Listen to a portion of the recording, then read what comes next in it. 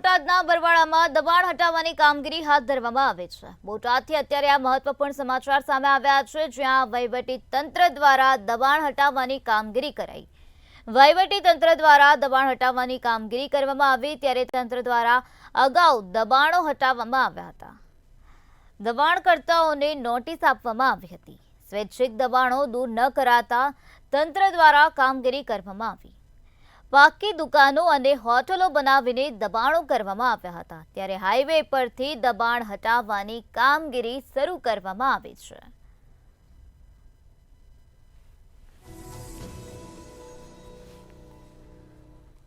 બોટાદથી આ વિગતો સામે આવી, જ્યાં બરવાળામાં દબાણ હટાવવાની કામગીરી તંત્ર દ્વારા હાથ ધરવામાં આવી છે। દબાણકર્તાઓને પહેલા નોટિસ પણ આપવામાં આવી હતી।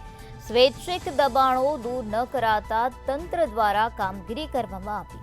પાકી દુકાનો અને હોટલો બનાવીને દબાણો કરવામાં આવ્યા હોવાની વિગતો અત્યારે સામે આવી છે।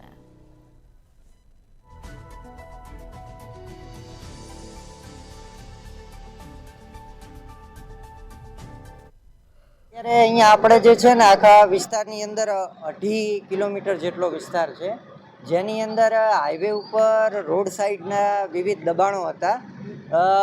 130થી વધારે યુનિટ્સ અહીંયા હશે કે જે અનઅધિકૃત ઓક્યુપેશન તો હતું, પણ છેલ્લા 6 વર્ષથી ચાલતા અલગ અલગ લિટિગેશનો પછી પણ એમને કોઈ પણ પ્રકારની જ્યુડિશિયલ રાહત કે એવું મળેલું નથી।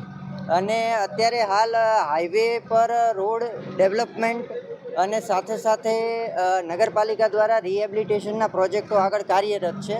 તો એના સંદર્ભે જે છે આ કાર્યવાહી છેલ્લા 1 મહિનાથી જે છે ડ્યુ પ્રોસેસ મુજબ ચાલુ હતી, અને નિયરલી 20,000 સ્ક્વેર કિલોમીટર જેટલો વિસ્તાર એ થશે આજુબાજુના તમામ ભાગનો। એનું અત્યારે એન્ક્રોચમેન્ટ રિમૂવલનું કામ ચાલુ છે।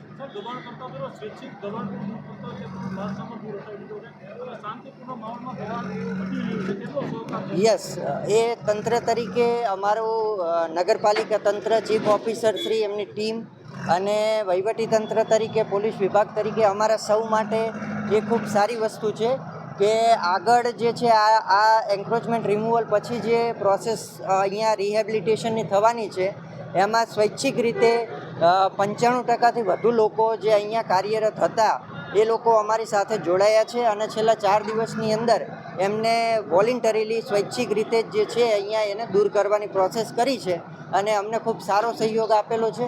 એના માટે અમે બરવાળાના લોકો જે છે એના પણ આભારી છીએ તંત્ર તરીકે।